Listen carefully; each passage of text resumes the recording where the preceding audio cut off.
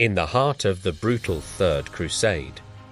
Amidst the clash of steel and the cries of war, a different kind of story unfolded, one not of conquest, but of compassion. This is the true account of a Frankish mother and the legendary Sultan Saladin. It was 1191, outside Saladin's campaign tent. His chronicler, Baha ad-Din, was interrupted by a frantic messenger. A Frankish woman had appeared at the edge of the camp, alone and weeping, demanding to see the Sultan. The guards were perplexed. Was it a trick, an assassination attempt? Saladin's captain, Rashid, was wary. But Saladin, overhearing the commotion, gave a simple command: "Bring her to me." When a mother weeps, there is no time for protocol. Moments later, a noblewoman named Lady Catherine, disheveled and exhausted, collapsed at Saladin's feet. "Please, Sultan, mercy," she pleaded. Saladin knelt beside her, communicating to her through translator, offering her water and safety. Stunned by his kindness, she told her story the night before. Thieves had raided her camp, stealing supplies and her 8-year-old daughter, Marie. She had begged her own commanders for help, but they were consumed with the war. What was one child when kingdoms were at stake? In desperation, she had walked through enemy territory, guided only by rumors of Saladin's mercy. Moved by her plight, Saladin's voice grew thick with emotion. She walked through a battlefield to beg mercy from her enemy. He said to his men, "What does that tell you about her desperation?"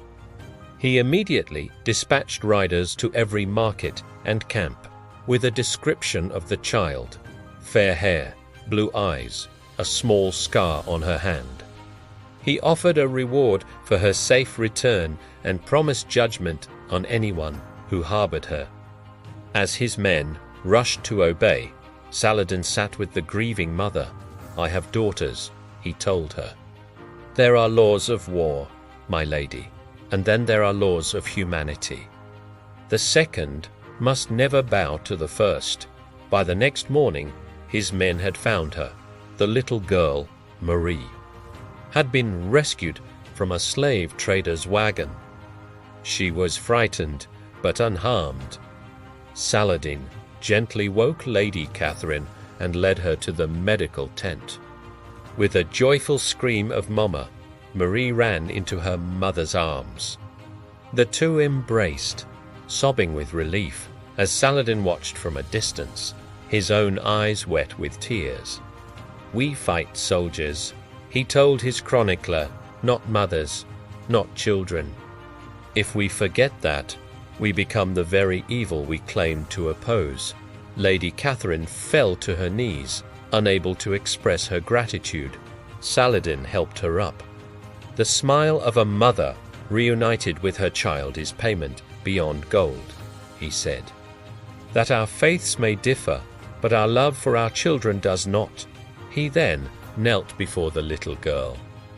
"May you grow up in a world where children do not need finding, where they are safe." All of them, as Catherine and Marie were escorted safely back to the Crusader camp, Saladin turned to his chronicler. "Record this," he instructed. "Let history remember that in the midst of the Third Crusade, when kings fought over land, humanity won a small battle." Baha ad-Din began to write, and the Sultan wept with the mother, for he understood that mercy is the sword that outlasts iron. This incredible act of compassion shows that even in the darkest of times, our shared humanity can shine brighter than any conflict. Thanks for watching. If this story moved you, please like and subscribe for more tales from history that deserve to be remembered.